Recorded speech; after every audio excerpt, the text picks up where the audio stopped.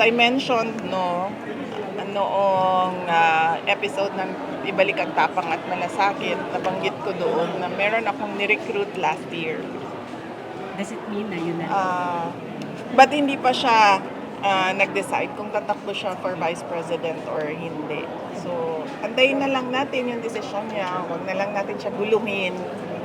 Huwag na natin siya pangalanan kasi baka atakihin siya, sisirain yung pangalan niya. So, pabayaan natin siya magdesisyon. Ma'am Ruth, ma'am. Vice, may lumabas na Tangere survey. Tumaas yung preference vote ninyo from 43 to 48%. Any comment on that?